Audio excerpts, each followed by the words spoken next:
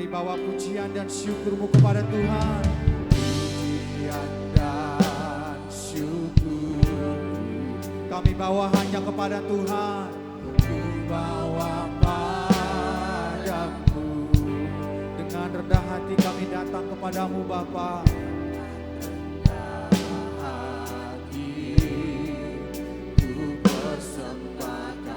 Kami sadar kami umat yang ditebus oleh Tuhan. Amin. Sadar bila ku ada hanya karena anugerah, bukan karena kekuatan kami Tuhan.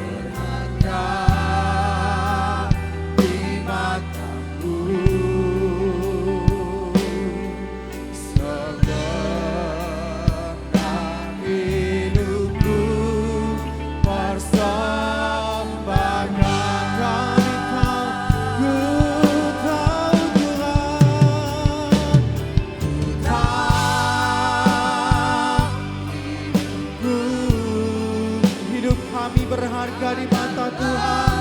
Amin. Hidupku penyembahan bagi Tuhan. Kau ciptakanku dalam kemuliaan-Mu. Ini hidup kami sebagai persembahan di hadapan-Mu.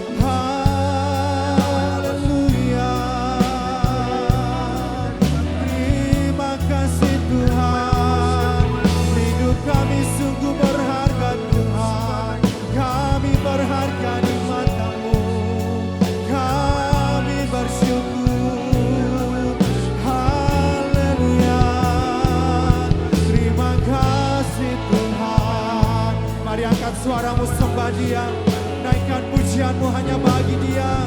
Terima kasih Tuhan, haleluya. Engkau layak disembah Tuhan, Engkau layak ditinggikan, Engkau layak disembah, Raja di atas segala raja.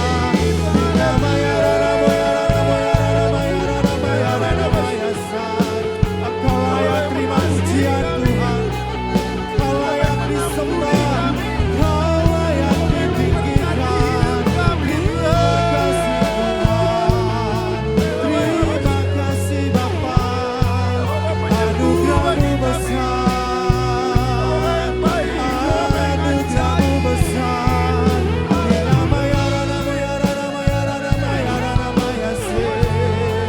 Kami bersyukur Tuhan, amin.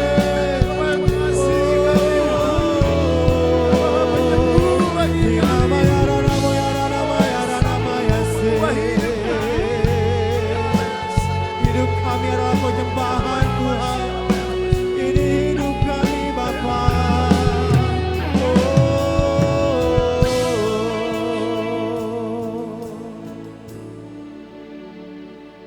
Sebab aku ini milik-Mu, aku di dalam hati-Mu, kasih setia-Mu yang menghidupkan aku.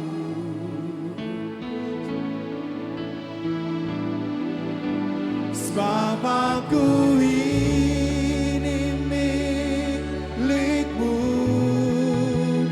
aku pertahankan hidupku, biar kehendak-Mu kerjakanlah dalamku. Mari katakan sebab aku ini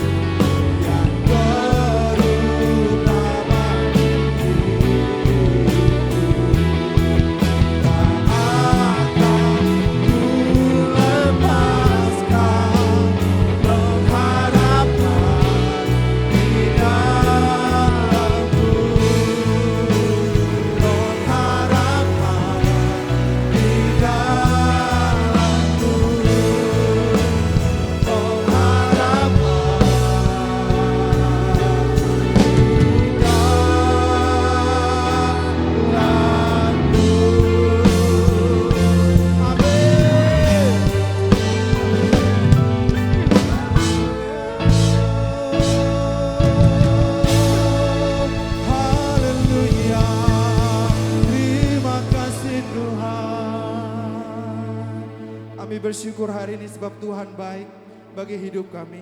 Bahwa benar Tuhan selamanya Engkau Tuhan dalam hidup kami. Dan Engkau yang terutama di dalam hidup kami Tuhan. Biarlah pujian kami menyenangkan hati Tuhan. Kami mau memuji, menyembah Tuhan lebih dalam lagi. Biar Engkau mengambil alih ibadah kami ini Bapa. Hanya di dalam nama Tuhan Yesus Kristus kami berdoa dan mengucap syukur. Mari jemaat Tuhan sama-sama katakan amin. Berikan tepuk tangan yang paling meriah bagi Tuhan kita Yesus Kristus. Haleluya. Tuhan memberiku kekiratan dan sukacita melimpah, minyak yang baru dicurahkan. Haleluya, ku bersorak. Kita sama-sama bertepuk tangan memuji Tuhan. Haleluya.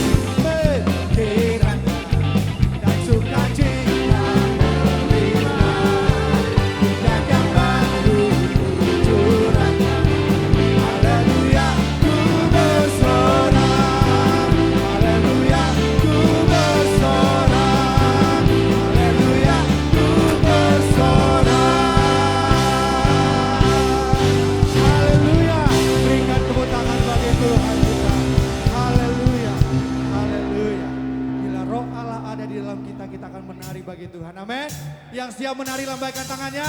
Haleluya.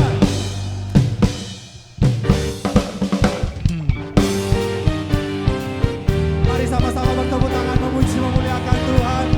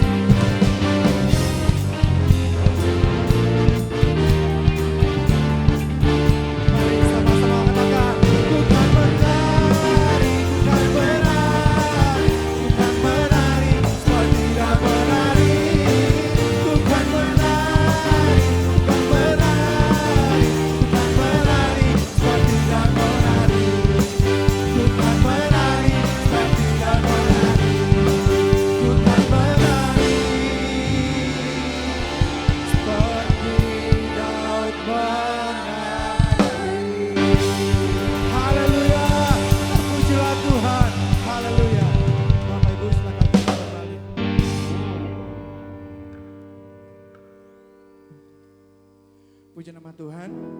Tiba saatnya kita akan mendengarkan firman Tuhan pada siang hari ini. Terima kasih Tuhan. Di dalam tangan-Mu tertulis setiap nama kami. Di dalam genggaman-Mu seluruh hidup kami Tuhan. Sungguh kami bangga memiliki Allah yang seperti Engkau.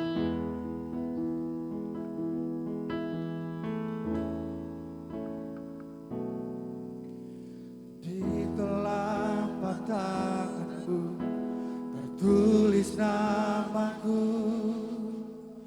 di dalam genggaman-Mu seluruh hidupku.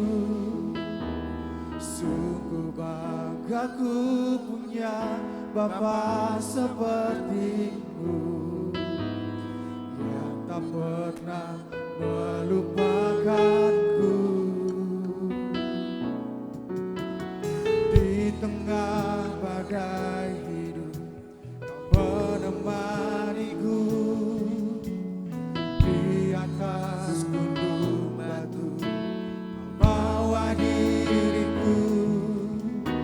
Sungguh bangga ku punya Bapa seperti-Mu yang tak pernah meninggalkanku.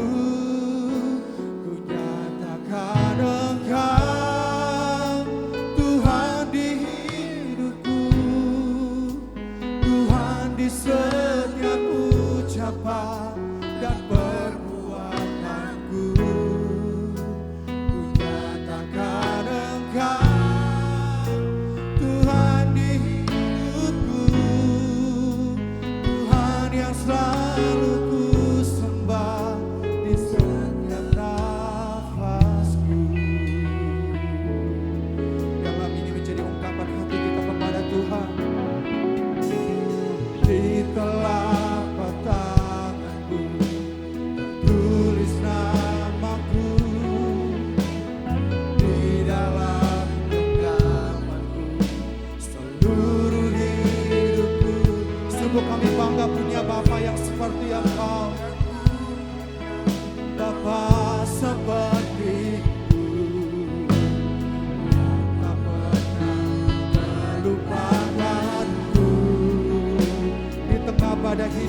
Engkau menemani kami Tuhan.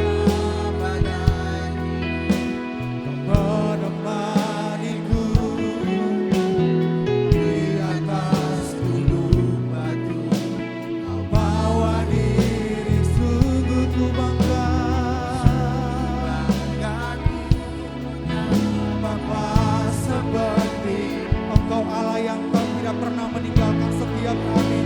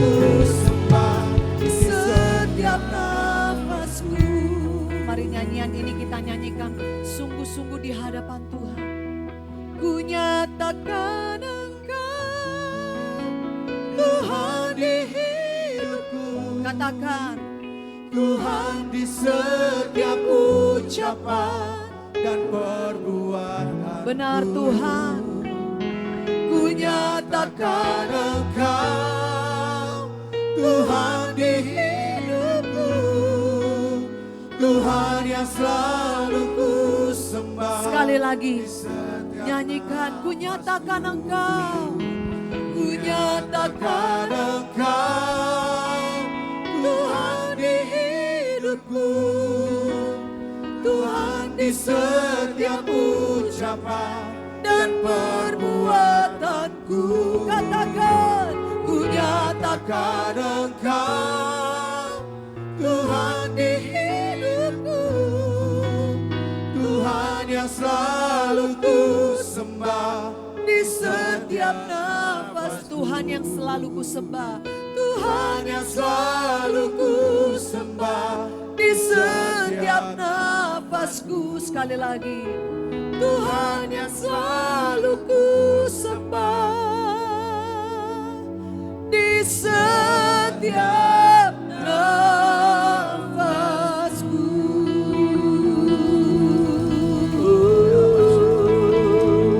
Engkau yang kami sembah, Engkau yang kami agungkan Tuhan, Engkau yang kami puja, Yesus Tuhan, haleluya. Sembah Dia, sembah Dia, Dia adalah Batakaraba,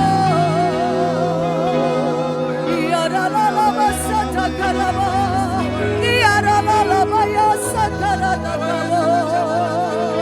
Dia adalah Bayasa. Engkau yang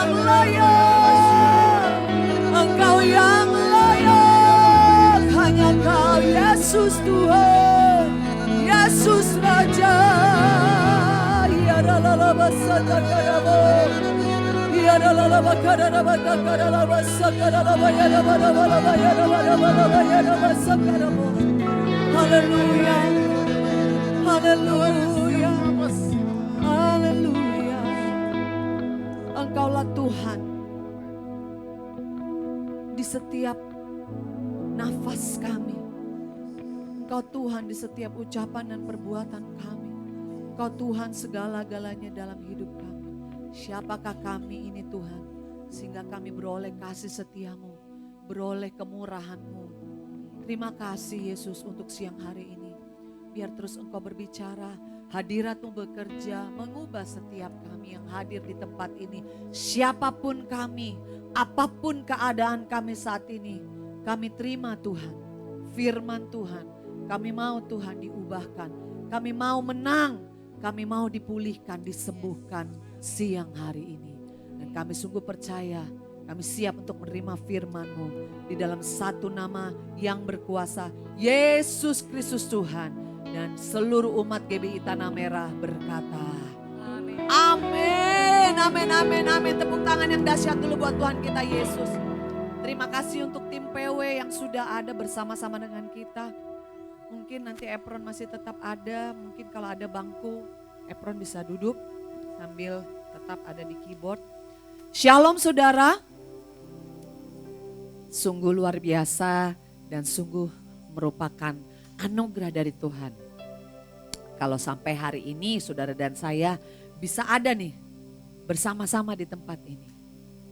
Tidak banyak orang yang sedang bisa beribadah, ada banyak orang yang sedang dipersekusi, sedang dianiaya karena beribadah. Ada juga orang-orang yang sedang mengalami kedukaan, mengalami kehilangan yang tiba-tiba sehingga mereka tidak bisa beribadah. Tapi kalau saudara dan saya ada di tempat ini bisa beribadah, bisa merasakan kasih Tuhan, bisa tetap bernyanyi, bisa meninggikan Dia dan bisa mendengar firman Tuhan, itu adalah sebuah anugerah. Boleh bilang sebelah kiri kananmu, kita terima anugerah kebaikan Tuhan siang ini.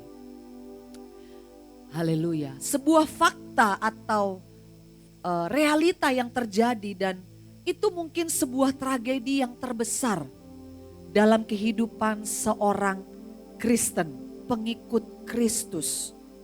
Yaitu bukan ketika orang Kristen ini dia murtad meninggalkan Tuhan.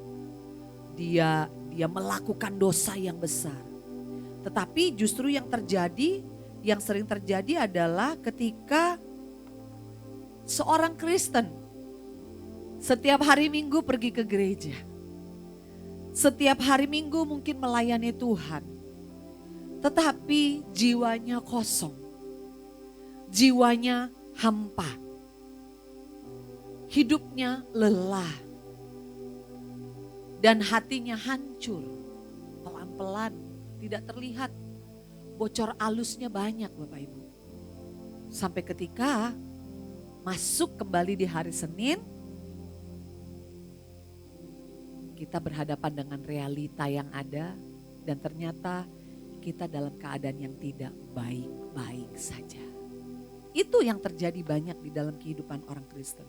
Setiap hari Minggu gak pernah yang namanya bolos pergi ke gereja. Gak pernah yang namanya tidak melayani Tuhan. Tapi jiwanya tetap kosong. Hidupnya tetap tidak berbuah. Karakternya tetap tidak berubah. Hampa, kesepian. Ketika jalan di hari Senin, masuk di hari Senin.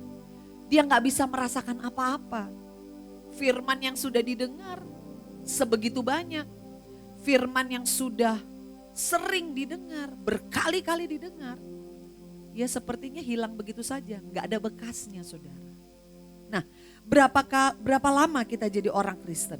Berapa banyak sudah kita mendengar khotbah? Atau sudah berapa sering justru kita juga berkhotbah? Ini sama, firman Tuhan itu sama.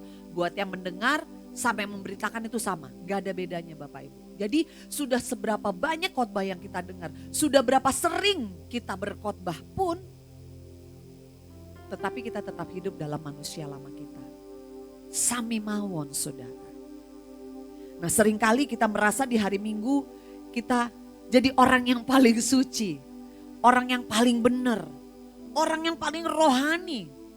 Ada di gereja. Itu tapi tiap hari Minggu doang Bapak Ibu. Ada kursi gak buat si Efron nih? Ada gak teman-teman yang bisa? Kasihan juga dia. Tahan Pron. Tahan, aman. Ya. Tetap aja setelah pulang dari hari Minggu, iya. Jatuh lagi dalam dosa. Kalau ada di gereja kayaknya kuat banget imannya. Kayaknya berapi-api banget, tapi pas udah hari Senin ketemu masalah, ketemu problem lagi, ketemu realita lagi. Down lagi dia. Apalagi kalau sudah harus apa? Bayar yang namanya cicilan. Aduh, hilang tuh firman Tuhannya hari Minggu. Apalagi kalau sudah jatuh tempo, ya benar gak? Firman itu bisa menguap. Harus menghadapi tekanan di pekerjaan. Harus mungkin berhadapan dengan masalah keluarga, melewati masalah kesehatan. Ternyata ketika melewati itu semua manusia lama kita muncul Bapak Ibu. Jadi firmannya gak ada. Lupa semuanya.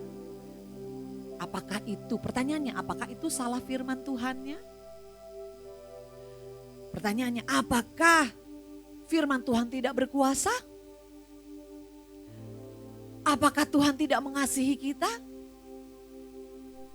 Mari kita belajar dari perumpamaan yang ada di Alkitab. Perumpamaan tentang seorang penabur. Kita baca di Lukas 8 ayat 4 sampai 15. Panjang ya ayatnya, lumayan gak apa-apa. Sering saya bilang lumayan supaya ngerapel yang hari Senin sampai Sabtu gak baca Alkitab. Ya, kita baca Lukas 8 ayat 4 sampai 15. Yang siap membaca yuhu. Oke, kita baca dengan keras ya. 1, 2, 3. Ketika orang banyak berbondong-bondong datang, yaitu orang-orang yang dari kota ke kota menggabungkan diri pada Yesus, berkatalah ia dalam suatu perumpamaan. Adalah seorang penabur keluar untuk menaburkan apa? Benihnya. Pada waktu itu ia menabur, sebagian benih itu jatuh di mana? Di pinggir jalan, lalu diinjak orang dan burung-burung di udara memakannya sampai habis. Lalu sebagian jatuh di tanah yang apa Bapak Ibu? Berbatu-batu, dan setelah tumbuh ia menjadi kering karena tidak mendapat air. Lalu sebagian lagi jatuh di tengah semak duri, dan semak itu tumbuh bersama-sama dan menghimpitnya sampai mati. Lalu yang terakhir ada sebagian jatuh di tanah yang baik, dan setelah itu tumbuh berbuah berapa kali lipat? 100 kali lipat, artinya sempurna bertumbuhnya. Setelah berkata demikian Yesus berseru, siapa mempunyai telinga untuk mendengar, hendaklah ia bukan bicara, tapi mendengar kata firman Tuhan. Murid-muridnya bertanya kepadanya, apa maksud perumpamaan itu? Lalu ia menjawab, kepadamu diberi karunia untuk mengetahui rahasia kerajaan Allah, tetapi kepada orang-orang lain hal itu diberitakan dalam perumpamaan supaya sekalipun memandang mereka tidak melihat dan sekalipun mendengar mereka tidak mengerti. Ayat 11, ini Tuhan Yesus kasih tahu sama murid-muridnya yang bertanya kepadanya. Inilah arti perumpamaan itu. Benih itu ialah firman Allah. Yang jatuh di pinggir jalan itu ialah apa? Orang yang telah mendengarnya, kemudian datanglah iblis lalu mengambil firman itu dari dalam hati mereka. Supaya mereka jangan percaya dan diselamatkan. Ayat 13, yang jatuh di tanah yang berbatu-batu ialah orang yang setelah mendengar firman itu, menerimanya dengan apa Bapak Ibu? Gembira.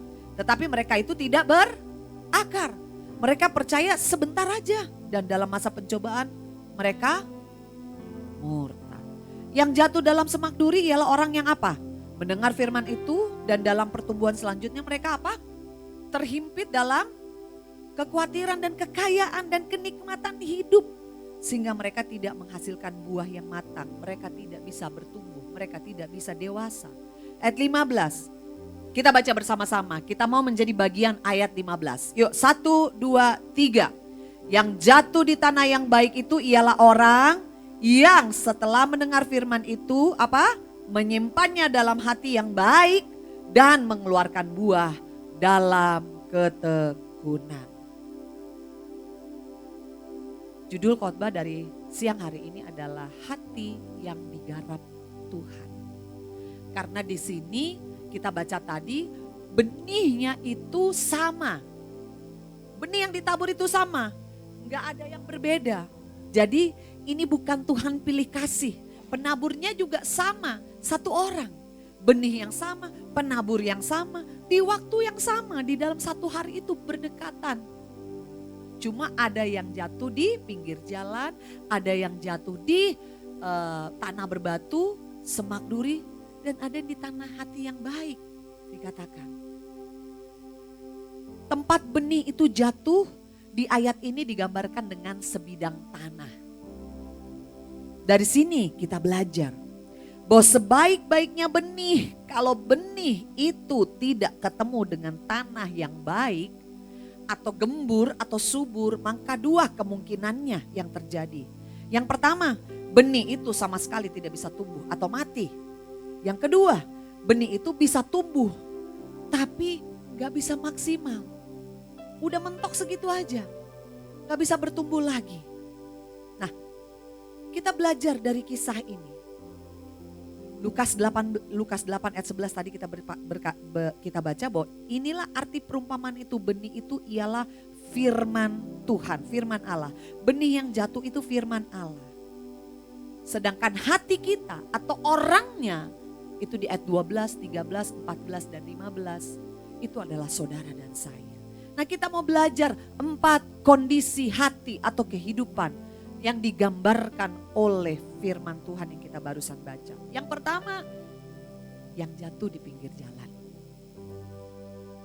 Ayat 12, yang jatuh di pinggir jalan ialah orang yang telah apa? Mendengarnya. Kemudian datang iblis lalu mengambil firman itu dari dalam hati mereka. Supaya apa? Mereka jangan percaya dan diselamatkan. Firman itu dicuri, diambil supaya orang gak ingat lagi, supaya orang gak suka lagi, supaya orang menentang firman Tuhan. Ketika hidup saudara dan saya ada di pinggir jalan. Pinggir jalan itu apa sih Bapak Ibu? Itu loh di depan. Semua orang bisa lewat. Semua orang bisa nongkrong di situ. Semua orang bisa buang sampah bahkan kadang-kadang di situ. Meludah di situ. Pinggir jalan. Gak ada batasnya. Kalau area gereja ada batasnya. Ada pagernya. Gak bisa orang sembarangan masuk. Hanya orang yang mau beribadah, orang yang kita kenal yang bisa masuk. Bener gak? Setuju dengan ini Bapak Ibu? Ya, pinggir jalan itu milik semua orang. Dipenuhi oleh banyak orang. Tapi yang ada batasannya hanya ada kita di sini. Orang-orang tertentu.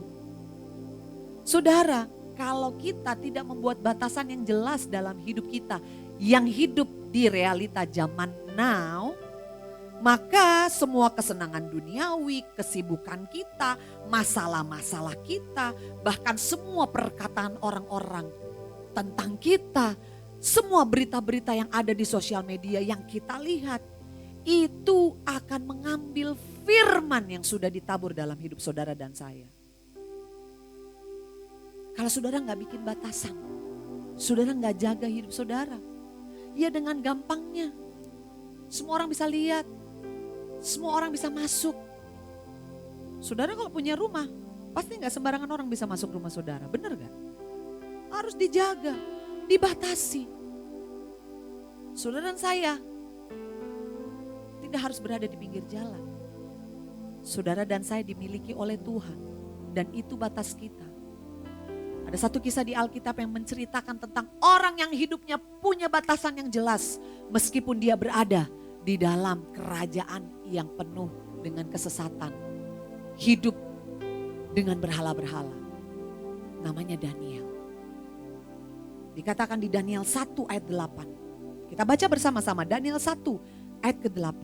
Sudah dapat ayatnya? Sudah keluar? Daniel 1 ayat 8. Daniel apa? Berketetapan untuk apa? Tidak menajiskan dirinya dengan santapan raja dan dengan anggur yang biasa diminum raja. Dimintanyalah kepada pemimpin pegawai istana itu supaya apa? Ia tidak usah menajiskan dirinya. Daniel nanti saudara baca di rumah. Daniel cuma minta sayur sama air Bapak Ibu. Dia dikasih fasilitas sama Raja Nebukadnezar loh, Raja Babel. Dikasih, Raja Babel bilang kasih mereka makanan-makanan raja. Kualitasnya yang bagus. Anggur yang diminum raja, anggurnya gak ecek-ecek saudara. Kalau diminum raja itu sudah melewati screening yang luar biasa, yang terbaik. Daniel punya fasilitas, punya diberi kebebasan oleh Raja Babel. Tapi ini, dia tahu dia bukan hidup di pinggir jalan. Dia punya batas. Dia berketetapan. Artinya apa? Udah dari awal dia tidak mempertanyakan, emang boleh ya kalau dikasih sedikit ngerasain gak boleh ya? Emang boleh ya terima amplop di bawah meja asal gak gede-gede amat? Bolehlah sekali-sekali, emang boleh ya? Banyak orang gitu masih ragu. Emang boleh ya? Masih bisalah chatting-chatting, TTM. Udah menikah juga masih main-main sama orang. Bolehlah sekali-sekali. Ada jalannya lagi, dibukain jalannya, tiba-tiba pacar lama chat. Ngeri ya, ngeri. Bisa. Tapi apakah itu bisa kita lakukan lagi? Ya udah enggak, udah ada batasannya. Udah menikah ya udah gak bisa lagi main-main sama siapapun itu. Namanya apa? Kita sudah menyadari dari awal. Sudah mengambil keputusan dari awal. Itu sudah selesai di awal Bapak Ibu. Enggak bingung lagi kalau sudah menikah masih bingung. Bisa gak ya? Masih boleh gak ya? Ya udah gak bisa saudara-saudara. Udah selesai di awal. Daniel sudah selesai di awal biar dikasih apapun oleh raja. Dikasih fasilitas. Diberikan kenikmatan. Dia bilang dia berketetapan hati untuk tidak makan minum dari raja. Dia cuma minta air dan sayur. Tapi saudara bisa lihat di Daniel 1 ayat 20. Apa yang terjadi kepada orang yang menjaga hidupnya dengan batasan-batasan yang jelas. Sesuai dengan apa yang dia yakini, sesuai dengan apa yang Tuhan katakan dalam hidupnya. Sebagai orang Yahudi, bangsa Israel, dia percaya betul. Budayanya itu harus dipegang teguh. Imannya. Daniel 1 ayat 20 berkata, dalam tiap-tiap hal yang memerlukan kebijaksanaan dan pengertian yang ditanyakan raja kepada mereka, didapatinya bahwa mereka apa? 10 kali lebih cerdas daripada semua orang berilmu dan semua ahli jampi di seluruh kerajaan. Makannya apa? Sayur sama air doang Bapak Ibu. Tapi dia lebih cerdas. Dia menonjol. Dia hidup di Babel tapi tidak menjadi orang Babel. Itu kualitasnya Daniel. Makanya saudara, kita belajar siang hari ini. Saudara mau tinggal di pinggir jalan, hidup di pinggir jalan, atau saudara tinggal di sebuah tempat yang aman, yang dibatasi, yang dijagai. Yaitu kebenaran firman yang sudah menjadi batas, menjadi garis. Gak boleh kita langgar lagi. Makanya kalau kita hidup ya masih seenaknya, masih ya suka-sukanya gue gitu. Ya firman Tuhan itu dengan cepatnya diambil. Gak ada yang sisa loh. Dikatakan di sini apa? Iblis mencurinya supaya apa? Orang tidak selamat. Ingat firman Tuhan, iblis itu datang untuk mencuri, membunuh. Saudara gak dikasih sisa. Dia ambil semuanya dari kita. Kalau kita tidak memiliki batasan dalam hidup kita. Berapa banyak yang mau hidup dalam batasan? Seperti Daniel. Berketetapan hati. Punya tekad yang kuat. Amin. Gak tinggal di pinggir jalan supaya firman itu tidak hilang begitu saja. Yang kedua, kondisi yaitu benih yang jatuh di tanah yang berbatu. Ayat 13, yang jatuh di tanah berbatu ialah orang yang setelah mendengar firman itu menerima firmannya dengan gembira. Tapi mereka itu apa? Tidak berakar. Mereka percaya sebentar aja. Lewati masa pencobaan ya balik lagi, mereka murtad. Sempat tumbuh saudara, mereka dengar dengan gembira. Tapi akarnya, benih ini tidak masuk, tidak punya akar yang dalam untuk bisa tumbuh menjadi sebuah pohon yang kuat. Akarnya gak bisa dapetin air. tidak dapat nutrisi, akhirnya mati. Ayat 6, akar enggak, dikatakan di ayat 6 tadi, akar itu enggak bisa ketemu air, jadi kering karena dihalangi oleh batu-batu. Nah, batu-batu di sini Bapak Ibu dalam terjemahan aslinya itu artinya petra atau batu cadas. Tahu batu cadas? Batu yang kerasnya minta ampun. Padat, keras. Dan dia ada di dalam tanah. Ada lapisan tanahnya, makanya masih bisa jatuh. Masih bisa masuk. Tapi dikit. Gak bisa dalam. Karena di dalamnya lagi ternyata masih ada apa? Batu cadas. Dan itu yang menghalangi akarnya bisa tumbuh masuk ke dalam. Ini gambaran bisa saja seperti saudara dan saya baik di gereja. Kita aktif di gereja. Tapi apa yang di dalam hati kita masih banyak yang kotor. Masih banyak yang pahit. Masih banyak luka. Masih banyak kesombongan. Masih banyak kemunafikan. Itu yang membuat firman Tuhan gak bisa tumbuh. Hanya sebatas senang dengar firman, senang pergi ke gereja, kumpul di gereja, senang.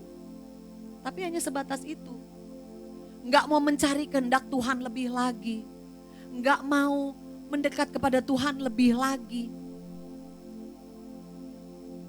Tidak membiarkan firman itu bekerja menerobos hati kita. Oh iya ya, firman hari ini tuh benar-benar loh untuk saya. Bukan berpikir firman itu untuk istri saya atau suami saya. Atau buat dia tuh, si tukang ribut misalnya gitu. Enggak. Tapi selalu berpikir bahwa firman ini untuk saya. Untuk menghancurkan kekerasan hati saya. Untuk menghaluskan kekasaran saya. Untuk menghancurkan kesombongan saya. Firman itu bisa masuk. Bukan karena firman tidak punya kuasa Bapak Ibu. Enggak, firman itu berkuasa. Firman itu bisa menelanjangi dosa. Firman itu mengajar. Firman itu membongkar. Bahkan firman itu bisa menyembuhkan luka dan kepahitan. Tapi Tuhan itu menghormati kita manusia yang diciptakan punya kehendak bebas. Saudara dan saya bukan robot yang udah disetel, diatur jam segini sampai jam segini, dari tahun segini sampai tahun segini. Udah diukur semuanya saudara, pokoknya hanya nurut aja, hanya nggak punya kehendak bebas, nggak punya naluri, nggak punya apa-apa. Tuhan kasih naluri itu buat kita. Tuhan kasih perasaan buat kita. Tuhan kasih emosi buat kita. Tuhan kasih kehendak buat kita. Karena saudara dan saya spesial. Nggak seperti makhluk-makhluk lain yang diciptakan oleh Tuhan. Tuhan menghormati itu. Firman Tuhan bilang apa? Aku ada di depan pintu dan mengetok pintu. Tuhan itu santun sekali. Tuhan itu sangat sopan. Tuhan itu nggak main terobos. Tuhan itu nggak kasar lah mainnya. Tuhan itu ngetok pintu. Tuhan nggak suka bongkar pintu, congkel pintu. Tuhan ketok. Harus ada yang bukain dari dalam Bapak Ibu. Saudara dan saya harus buka hati. Menyerah lagi. Hatinya dipersembahkan lagi sama Tuhan. Supaya apa? Firman itu bisa masuk, benih itu bisa masuk ke dalam. Sehingga saudara dan saya bisa bertumbuh imannya. Kenapa tidak bisa bertumbuh? Karena firman yang kita terima hanya dikatakan ini apa? Menerima dengan gembira. Cuma sampai di batas emosi doang. Kalau dengar firman ya happy. Apalagi kalau yang khotbah orang yang kita kenal, kita fans banget gitu ya. Saya suka begitu juga Bapak Ibu. Saya juga mengalami itu. Kalau saya mendengar firman Tuhan dari orang yang saya kagumi, orang yang saya hormati gitu ya, orang yang saya selalu belajar dari dia, seneng banget, happy banget. Waduh, luar biasa ya. Tapi sebenarnya dengar firman bukan cuma sekedar sampai di situ. Dengar firman itu harus terima firmannya, direnungkan, dipikirin lagi. Ini untuk saya, faedahnya untuk saya apa? Apa yang saya harus lakukan untuk meresponi firman itu? Makanya batunya harus dihancurkan, batunya harus dikeluarkan, gak ada jalan lain Bapak Ibu. Kalau tetap dipertahankan batunya, ada pernah bilang ya, ini orang batu banget sih, gak bisa dibilangin gitu. Susah untuk mengerti. Makanya Yesus mengecam mereka. Mereka ini orang-orang kebanyakan, murid-muridnya pun yang banyak, selain yang 12 orang itu banyak murid-murid Yesus. Tapi mereka cuma senang lihat mujizat. Mereka cuma senang KKR. Mereka cuma senang itu kumpul-kumpul. Enggak salah Bapak Ibu, enggak ada yang salah dengan itu. Saya katakan tidak ada yang salah. Tapi kalau cuma sampai di situ, saudara dan saya tidak dapat apa-apa. Tetap aja kalau mengalami kesusahan, iman kita jatuh, jeblok saudara. Makanya Yesus itu kalau saudara baca ulang-ulang di kutipan ayat-ayat ini, Yesus mengajar dengan keras. Yesus mengecam mereka. Bahwa mereka ini orang-orang yang tidak mengerti, tidak mau mengerti, mengeraskan hati. Tuhan bilang mereka dangkal, cetek, kering. Mereka cuma orang-orang yang kebanyakan cuma sekedar ikut-ikutan saja. Cuma sekedar datang beribadah. Tapi gak mengerti makna dari ibadah itu sesungguhnya. Makanya di Yohanes 6 ayat 66 saudara baca. Mulai dari waktu itu banyak murid-muridnya mengundurkan diri dan tidak lagi mengikut dia. Ini kisah di mana Yesus bikin mujizat. Ngasih makan orang banyak. Dia khotbah, dia lakukan mujizat. Orang cuma senang sampai di situ doang. Tapi ketika Tuhan mengajar sesuatu yang keras buat hidup mereka. Murid-murid apa ini? Mengundurkan diri. Tidak lagi mengikut dia. Hati-hati saudara. Jangan sampai hidup kita, kondisi hati kita seperti tanah yang berbatu-batu. Amin. Bilang sebelah kiri kanannya, jangan batu bro, jangan batu sis. Oke? Yang ketiga, jatuh di semak duri. Ayat 14 yang jatuh dalam semak duri adalah orang yang mendengar firman itu, tapi gak bertumbuh juga. Karena apa? Terhimpit oleh kekhawatiran dan kekayaan dan kenikmatan hidup. Sehingga mereka tidak menghasilkan buah yang matang. Dalam bahasa Indonesia masa kini lebih spesifik lagi, lebih tajam lagi. Benih yang jatuh di semak berduri ibarat orang yang mendengar kabar itu, artinya firman itu, tetapi khawatir tentang hidup mereka, serta ingin hidup mewah dan senang di dalam dunia ini. Semuanya itu mengimpit mereka sehingga tidak menghasilkan buah yang matang. Ada ingin hidup mewah. Kata semak duri dalam bahasa aslinya adalah akanta, yang artinya ujungnya tajam. Dia menusuk. Nah, sifatnya tajam dan menusuk ini bukan karena sesuatu yang dibuat, tetapi memang dia bertumbuh secara otomatis. Gak perlu dibuat jadi tajam, dia buat jadi menusuk. Tapi memang ini semak duri ini emang dari sononya emang kerjaannya itu menusuk, tajam, menghancurkan, menghimpit. Sama, kekhawatiran yang kita hadapi hari-hari benar gak? Itu menghimpit kita. Kekhawatiran dan rasa cemas dalam hidup kita itu tidak perlu dipelajari, benar gak? Gak perlu belajar untuk jadi takut cemas, datang sendiri dia. Yaitu kalau tagihan datang, kalau cicilan jatuh tempo, kalau gak bisa mengerjakan tugas, ya kan? Menghimpit. Apalagi ketika kita melihat keadaan dunia yang semakin kacau. Dengar banyak kejadian aneh. Ya kan? Lihat dengan keputusan-keputusan yang dibuat oleh pemerintah kita. Yang mungkin juga tidak berpihak kepada rakyat. Otomatis banyak orang yang stres. Saudara lihat banyak orang yang stres? Buktinya apa? Bisa-bisaan semakin hari sekarang lihat tuh. Orang turun di pinggir jalan bisa maki-maki orang, bisa mukul orang. Bisa ngerusak mobil orang. Dulu-dulu kan ya masih jarang lah. Sekarang kayaknya hari-hari makin orang udah stres. Gak tahu mau bikin apa lagi. Maunya marah, maunya meledak. Karena sudah terlalu terhimpit. Kekhawatiran itu menjadi duri karena kekhawatiran itu ngambil tempat firman. Mengambil tempatnya firman dari hidup kita, dari hati kita. khawatirnya lebih banyak, durinya lebih banyak. Firman itu gak bisa sempat tinggal di situ. Sama juga dengan mengejar harta, kekayaan, popularitas. Oh itu gak ada habisnya Bapak Ibu. Gak akan ada habisnya. Sama kayak handphone ya. Handphone iPhone atau apapun Samsung gitu. Gak ada habisnya. Baru keluar bulan awal tahun, tengah tahun dia sudah keluar lagi Bapak Ibu. Sama dengan mobil Cina, mobil listrik. Tadi saya ngobrol sama suami saya. Kayak handphone ya mobil Cina keluar lagi. Baru aja keluar ini, keluar lagi di merek yang sama. Sama. Realita hidup ini adalah semua dicetak sebanyak-banyaknya, dibuat sebanyak-banyaknya. Sehingga kita menjadi tergiur, sehingga kita menjadi mikirin gimana caranya gue punya itu. Gimana supaya aku bisa hidup seperti itu.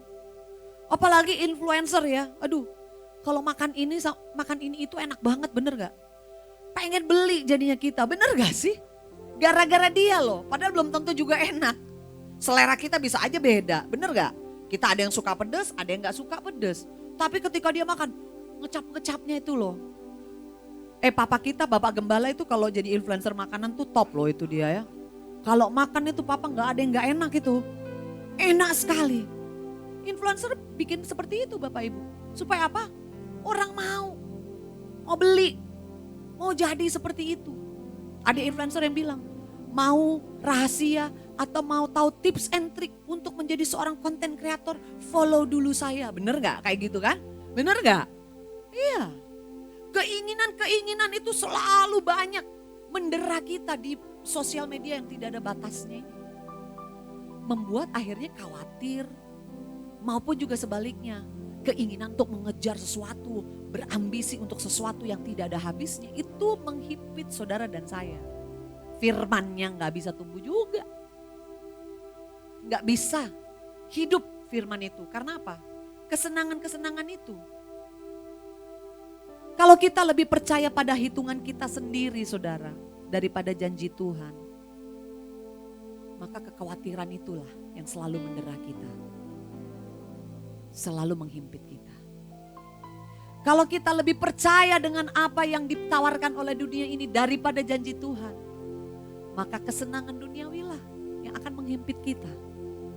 Sehingga kita tidak pernah puas, tidak pernah bisa berkata cukup, tidak bisa bahagia dengan apa yang Tuhan sudah kasih dalam hidup kita. Selalu ingin punya orang lain, selalu ingin seperti orang lain dalam tanda kutip yang salah. Tapi hari ini, saudara dan saya, GBI Tanah Merah tidak begitu. Amin. Kita tidak penuh dengan sebab dan duri. Kita tetap percaya pada janji Allah meskipun ada tagihan, meskipun ada tantangan, meskipun ada hal yang harus diselesaikan di depan. Tapi kita tidak khawatir, bahkan kita tidak lupa daratan. Karena ada janji Tuhan, karena ada firman Tuhan yang menjaga dan melindungi saudara. Firman Tuhan itu berkuasa untuk menjamah kita. Makanya jangan mau duri itu tumbuh dalam hidup kita. Amin. Ya. Kalau bangun pagi pikirin uang, tidur malam pikirin uang. Mikirin Tuhannya kapan. Ya. Amin. Ya. Paling mikiran Tuhan tuh paling pas Jumat malam, pas doa malam. Atau Sabtu, pas doa puasa. Atau hari Minggu. Wah, Senin sampai Kamis sih gimana? Jangan biarkan kita dihimpit oleh semak duri. Amin. Iya. Rasul Paulus menggambarkan hal ini. 1 Timotius 6 ayat 10. 1 Timotius 6 ayat 10. Karena akar dari segala kejahatan ialah apa? Cinta uang. Sebab oleh memburu uanglah beberapa orang telah menyimpang dari iman dan menyiksa dirinya dengan berbagai-bagai duka. Kalau dalam bahasa Indonesia masa kini bilangnya begini. Sebab dari cinta akan uang timbul segala macam kejahatan. Ada sebagian orang yang mengejar uang sehingga sudah tidak lagi menuruti ajaran Kristen. Udah lewat tuh, gak ada tuh. Lalu mereka tertimpa banyak penderitaan dan menghancurkan hati mereka. Kalau dalam terjemahan sederhana Indonesia dikatakan seperti ini. Karena cinta akan uang adalah penyebab utama dari segala kejahatan. Banyak orang sudah tersesat. Tersesat dan meninggalkan keyakinan mereka. Saudara banyak lihat artis-artis yang banyak meninggalkan Tuhan Yesus. Karena mereka memilih untuk hidup enak. Hidup tidak berkekurangan. Saudara banyak lihat itu. Tapi dikatakan apa? Banyak orang sudah tersesat dan meninggalkan keyakinan mereka kepada Kristus demi mengejar harta duniawi. Pada akhirnya, semua ini akan ada akhirnya Bapak Ibu. Hidup kita, cerita hidup kita, perjalanan hidup kita. Dunia ini akan ada ujungnya.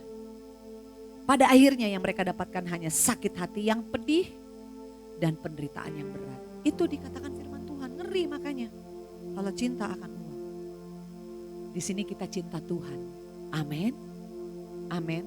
Kalau kita mengasihi Tuhan, Tuhan tahu apa yang terbaik. Dia berikan yang terbaik. Bahkan ketika kita tidak mencari, semua itu datang sama kita. Karena kita mengasihi Tuhan. Amin. Yang terakhir, enak nih sebentar lagi. Sudah mau habis. Jatuh di tanah yang baik. Ayat 15, yang jatuh di tanah baik itu ialah orang yang setelah mendengar firman, itu menyimpannya dalam hati yang baik dan mengeluarkan buah dalam ketekunan. Rupanya ada hati juga yang gak benar kan? Dikatakan apa? Menyimpan dalam hati yang baik. Lihat sebelah kiri kananmu itu orang-orang berhati baik. Ayat 15 dalam bahasa Indonesia masa kini. Yang keempat yaitu benih yang jatuh di tanah subur. Tanah subur menggambarkan orang-orang yang mendengarkan ajaran Allah dan menyimpannya dengan baik dalam hati mereka yang tulus. Jadi dalam terjemahan lain itu hati yang baik itu hati yang tulus. Lalu mereka menaatinya dan tetap berpegang teguh pada ajaran itu. Mereka seperti tanah yang subur yang menghasilkan banyak buah. Jadi hati yang baik ada tulus, jujur, bersih, mulia, memegang firman Tuhan, taat itu konteks dari orang yang hatinya baik. Ya, arti kata tanah baik di sini kalau dari bahasa aslinya adalah kalos, layak dipakai, atau agatos, memiliki kualitas yang memang dari awalnya sudah bagus. Jadi murni dari awalnya. Ini adalah gambaran orang yang memiliki kualitas luar dan dalam sama. Manusia luarnya sama dalamnya sama. Bukan lain di bibir, lain di hati. Orang yang tidak punya agenda yang tersembunyi dalam hatinya atau hidupnya. Orang yang berintegritas. Isi hati, perkataan dan perbuatannya. Tuhan di setiap ucapan dan perbuatanku. Sama. Ya ada di gereja sama, lagi di rumah sama, lagi di kantor sama, lagi di sekolah sama, lagi di rumah sakit sama, lagi di dalam bus sama, lagi dalam MRT, LRT sama. Gak ada yang beda. Tidak ada manusia yang lahir langsung jadi orang seperti itu. Benar gak? Kita jadi orang yang berintegritas, orang yang sama luar dan dalam. Semua itu harus melewati sebuah proses pembelajaran, pemurnian dan pendewasaan. Jadi gambaran tanah yang baik itu bukan tentang orang yang sempurna, sudah sempurna Bapak Ibu. Tetapi itu bicara tentang sebuah hati yang terbuka, sebuah hati yang mau menerima firman, sebuah hati yang mau menyimpannya dengan sungguh-sungguh, mempelajarinya, dan tetap bertahan dalam proses kehidupan sampai firman itu menjadi berbuah dalam hidup kita. Jadi kondisi hatinya itu loh, siap terbuka, terima firman, menyimpan dengan sungguh-sungguh, tetap bertahan, tetap teguh, sehingga pada waktunya bisa tumbuh pohonnya dan berbuah-buah lebat. Amin. Nah, kesimpulan dari apa yang kita dengar siang hari ini adalah Tuhan menghendaki hidup saudara dan saya menjadi tanah hati yang baik. Karena tujuan dari Tuhan memberi benih adalah supaya kita bisa bertumbuh dan menghasilkan buah. Saudara, hidup berbuah-buah itu tujuan Tuhan. Nah, langkah praktis sedikit saja, cepat saja kita bahas. Langkah untuk menjadi tanah hati yang baik. Nomor 1, kembali, jujurlah datang kepada Tuhan. Berhenti membela diri, berhenti menilai dirimu sendiri lebih baik dari orang lain.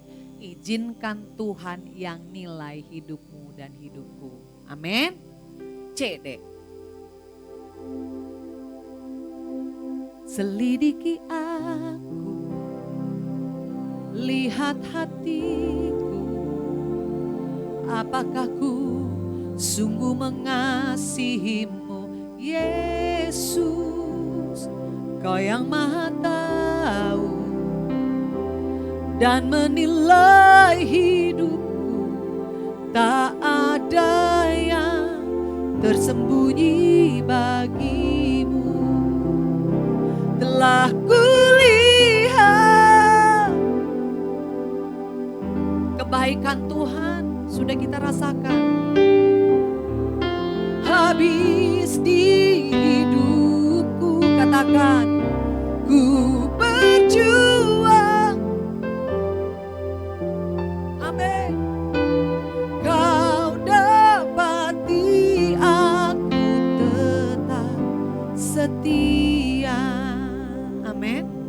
Mazmur 139 ayat 23 sampai 24 yang juga menjadi inspirasi saya waktu menulis lirik dari lagu ini. Selidiki aku ya Allah, kenallah hatiku, ujilah aku dan kenallah pikiran-pikiranku. Lihatlah apakah jalanku serong dan tuntunlah aku di jalan yang kekal. Saudara, cek selalu apakah saya punya motivasi yang benar ketika saya berkata seperti ini kepada bapak itu atau kepada ibu itu. Apakah saya punya hati yang benar ketika saya meresponi tuduhan, perkataan, hinaan, tekanan yang datang dalam hidup saya. Dicek, jujur kepada Tuhan. Akui semua pelanggaran, dosa, kesombongan, keserakahan, kenajisan, kekecewaan, kepahitan di hadapan Tuhan. Semua yang orang lain gak tahu, Tuhan tahu. Tuhan maha tahu, bukannya Tuhan gak tahu. Tapi jangan pura-pura bego di hadapan Tuhan, saudara. Jangan pura-pura kayak gak ada salah di hadapan Tuhan juga. Akui itu di hadapan Tuhan. Semuanya. Tuhan maha tahu. Dia tahu semua. Akui. Dia cuma mau lihat saudara dan saya itu sejujur apa. Seterbuka apa. Amin. Amsal 28 ayat 13. Siapa menyembunyikan pelanggaran tidak akan beruntung. Tetapi siapa mengakuinya dan meninggalkannya akan disayangi. Kisah Daud yang ditegur oleh Nabi Nathan. Sekali doang tegur, dia langsung bilang, aku ini sudah berdosa kepada Tuhan. Enggak ada dia muter-muter dulu yang lain, enggak. Aku ini sudah berdosa kepada Tuhan. Langsung mengakui di hadapan Tuhan. Makanya Tuhan mengasihi Daud, Tuhan membela Daud, Tuhan mengangkat Daud. Bahkan keturunan silsilah dari Yesus Kristus adalah dari Raja Daud juga. Dia mendapat tempat yang terhormat. Yang kedua, langkah kita untuk menjadi tanah yang baik adalah menerima teguran. Orang yang tidak mau ditegur adalah orang yang bebal. Bulan lalu saya sharing di sini orang yang degil. Orang yang mau menangnya sendiri, orang yang selalu mencari pembenaran. Seringkali saudara dan saya mengecilkan arti teguran. Mungkin dari istri kita, dari suami kita, dari anak-anak kita, dari orang yang lebih di bawah kita. Padahal mereka Tuhan pakai untuk mengingatkan kita. Kita mengabaikan teguran yang dari orang yang sesungguhnya Tuhan sudah kirim. Tapi kita menolak dan mengeraskan hati. Wahyu 3 ayat 19, barang siapa ku kasihi, ia ku tegur dan ku hajar. Sebab itu relakanlah hatimu dan bertobatlah. Ibrani 12 ayat 11, memang tiap-tiap ganjaran pada waktu diberikan tidak mendatangkan sukacita. Enggak enak memang, tidak mendatangkan sukacita tetapi duka cita. Enggak enak memang, tetapi kemudian ia menghasilkan apa? Buah kebenaran yang memberikan damai kepada mereka yang dilatih olehnya. Terima aja dulu, enggak usah cepat-cepat bereaksi Bapak Ibu. Terima aja, dengar aja dulu. Nanti kita bisa memproses. Sama kayak juicer itu loh. Mana yang ampas-ampas, mana yang benar-benar sari-sarinya, isinya. Terima aja dulu. Jangan menolak teguran. Jangan mengabaikan teguran. Amin. Yang ketiga, lakukan langkah perubahan. Harus dong. Kita mau berubah. Minggu ini pilih. Mungkin satu dulu. Siapa yang harus saudara ampuni hari ini? Kepada siapa saudara harus minta maaf? Mungkin itu kepada suami, kepada istri, kepada anak, kepada orang yang di bawah saudara. Orang yang lebih muda daripada kita, orang yang lebih rendah status sosialnya daripada kita. Mungkin kita perlu minta maaf. Atau mungkin kalau punya utang, coba diselesaikan. Coba dihadapi. Jangan cuma lari-lari sembunyi sana sini, sana sini, sana sini. Sampai akhirnya kita nggak bisa ada di satu komunitas yang baik. Karena saudara lari-lari terus. Coba belajar, bertanggung jawab. Coba berhenti dari satu kebiasaan buruk yang saudara miliki. Saudara yang tahu sendiri apa itu. Coba dilakukan. Satu aja tiap minggu. Coba. Hidup saudara pasti akan berubah. Firman itu akan bekerja dalam hidup saudara. Harus lakukan minggu ini juga. Keluar dari tempat ini. Jangan nanti. Lama-lama kayak di pinggir jalan. Keinjek-injek. Dilemparin sampah. Gak ada batasan. Tanahnya jadi keras. Saudara, jangan menunda-nunda. Amin. Yakobus 1 ayat 22, tetapi hendaklah kamu menjadi pelaku firman dan bukan hanya pendengar saja, sebab jika tidak demikian kamu menipu diri sendiri. Lukas 11 ayat 28 dalam bahasa Indonesia masa kini. Tetapi Yesus menjawab, lebih berbahagia orang yang mendengar perkataan Allah dan menjalankannya. Dilakukan, coba yuk ambil langkah. Satu saja, dimulai dari satu hal. Itu akan bisa kita lanjutkan dengan langkah-langkah berikutnya. Dan yang terakhir, mendekat dan melekat. Sebuah pohon dapat bertumbuh kuat, besar, kalau akarnya terus masuk semakin dalam, ke bagian terdalam, menemukan air sebagai nutrisi kehidupan. Akar itu bagian yang gak nampak, bener ya Bapak Ibu? Paling banyak itu akar itu ada di dalam tanah, gak bisa kelihatan.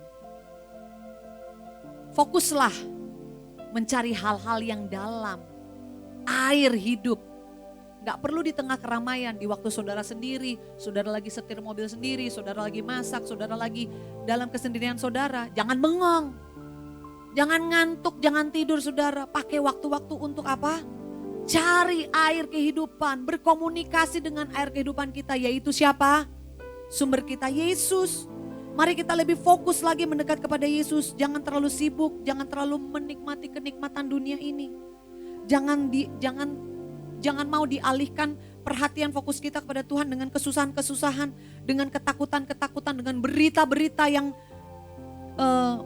ngawur, berita-berita yang bisa mengambil damai sejahtera kita. Buah bisa keluar kalau dia melekat ada di ranting. Ranting juga bisa kuat kalau dia melekat di pohon, di batang pohon. Jadi buah tidak pernah dipaksa keluar. Buah itu otomatis keluar kalau nempel sama pohonnya, Bapak Ibu. Ya, saudara dan saya otomatis akan berbuah kalau kita mendekat dan melekat kepada Tuhan. Yohanes 15 ayat 5. Akulah pokok anggur dan kamulah ranting-rantingnya. Barang siapa tinggal di dalam aku dan aku di dalam dia, ia berbuah banyak. Sebab di luar aku kamu tidak dapat berbuat apa-apa. Dalam terjemahan sederhana Indonesia, karena aku ibarat pohon anggur, itu kata Tuhan. Dan kamulah cabang-cabangku. Kalau kamu tetap hidup bersatu dengan aku, melekat dekat dengan aku, dan aku tetap bersatu denganmu, maka kamu akan menghasilkan banyak buah. Tetapi kalau apa? Kamu terpisah dariku, kamu tidak bisa berbuat apa-apa. Makanya harus nempel, harus dekat, melekat. Buah bukan hasil usaha, tapi hasil karena melekat. Amin. Siang ini mungkin ada dari kita merasa terganggu, gelisah setelah mendengar firman Tuhan ini. Mungkin ada yang merasa pedih juga, perih juga, tersinggung juga, terintimidasi juga dengan apa yang kau dengar hari ini. Tapi satu hal, terbukalah di hadapan Tuhan. Tuhan itu tidak pernah menolak orang yang mau datang kepadanya. Gak pernah. Tuhan tidak pernah meremehkan orang yang jujur datang di hadapannya. Tuhan tidak pernah menyerah atas hidup saudara dan saya. Mungkin kita bisa berdoa siang hari ini. Tuhan, saya sampai saat ini pun saya belum tahu nih saya ada di tanah yang seperti apa. Karena saya pikir selama ini saya baik-baik saja. Tapi saya tahu hari ini saya gak mau bela diri. Saya gak mau bilang saya baik di hadapan Engkau. Saya masih penuh dengan kekurangan dan kelemahan. Saya masih mau bertumbuh lebih lagi. Saya masih mau berbuah lebih banyak lagi. Ingin menyenangkan hati Tuhan lagi. Garap saya Tuhan. Cangkul saya Tuhan. Proses saya Tuhan. Olah hidup saya Tuhan. Supaya saya bisa lebih lagi bertumbuh. Sedalam apa Tuhan mau cangkul kita, mau garap hidup kita. Percayalah. Kita akan bisa bertumbuh, berbuah bersama-sama dengan Dia. Firman Tuhan berkata, ini terakhir sekali Bapak Saudara, saya janji. Yesaya 36 ayat 26. Kamu akan kuberikan hati yang baru dan roh yang baru di dalam batinmu. Dan aku akan menjauhkan dari tubuhmu hati yang keras dan kuberikan kepadamu hati yang taat. Itu doa kita. Kita menjadi hati yang baik seperti kata firman Tuhan. Tuhan tidak pernah menolak, Tuhan tidak pernah menjauh, Tuhan tidak pernah melupakan, membiarkan. Tuhan sedekat itu dengan saudara dan saya. Sebuah lagu baru yang belum lama saya tulis bersama dengan teman-teman saya.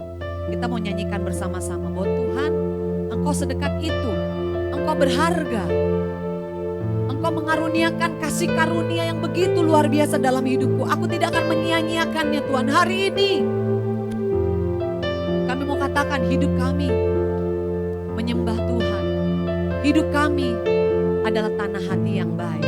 Haleluya. Dalam setiap jalanku, Kau selalu ada sertaku. Ku tak dibiarkan jauh dari hadirat-Mu. Ini yang ingin kami lakukan. Mengerti isi hati-Mu, mengikuti kehendak-Mu. Ku hidup untuk menggenapi rencana indah-Mu.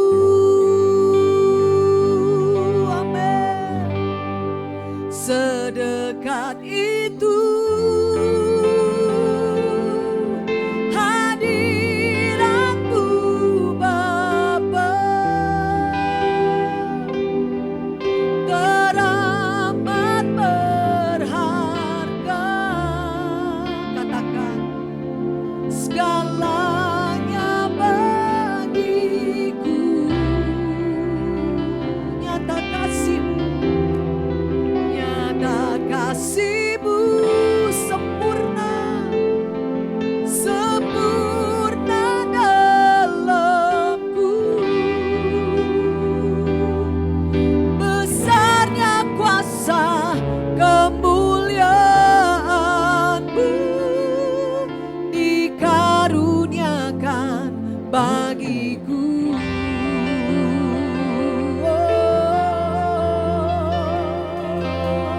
Saya undang saudara bangkit berdiri bersama-sama. Mengerti isi hati-Mu, mengerti isi hati-Mu, mengikuti kehendak-Mu. Amin. Ku hidup untuk menggenapi rencana indah-Mu, indah-Mu.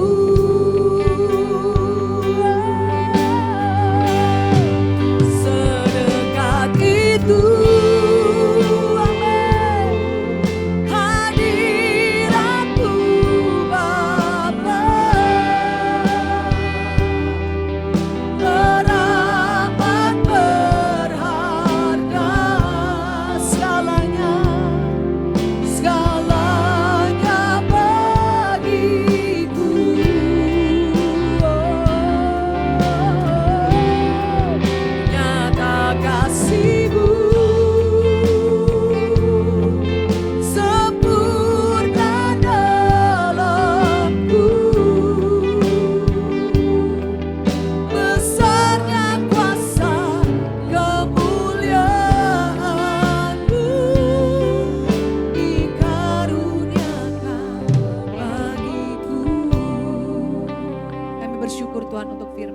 siang hari ini. Kami tahu Tuhan rencana-Mu indah, rencana-Mu besar, rancangan-Mu luar biasa atas hidup kami. Itu sebabnya Tuhan kami mengambil keputusan bahwa hidup kami mau bertumbuh, mau berbuah. Kami menjadi tanah yang baik, hati yang baik, hidup yang benar, yang siap ditaburi oleh benih yang hidup, benih ilahi yang daripada-Mu Tuhan. Firman Tuhan ini bertumbuh, masuk ke dalam, mengguncang kami, membersihkan kami, memulihkan kami, menyembuhkan setiap sakit kami Tuhan. Kami percaya Tuhan, ini doa kami siang hari ini. Bekerjalah, garap hati kami Tuhan, cangkul hati kami, supaya kami berkenan, layak di hadapan. Kami sungguh mengucap syukur untuk firman-Mu yang begitu indah. Berkati setiap jemaat-Mu yang ada di tempat ini. Dari Bapak Gembala, dan seluruh pengerja, seluruh jemaat, juga opung gembala, opung penasehat yang ada di tempat ini. Seluruh pengerja yang ada. Tuhan, kami mau katakan, kami adalah hati yang baik, yang siap diberikan benih ilahi daripada Tuhan, yang akan membawa kami hidup menjadi berkat, berbuah-buah lebih lagi. Kami sungguh bersyukur di dalam satu nama yang berkuasa, Yesus Kristus Tuhan, dan kita semua yang percaya bersama-sama katakan amin, amin. Silakan duduk Bapak Ibu Saudara yang terkasih, Tuhan Yesus memberkati.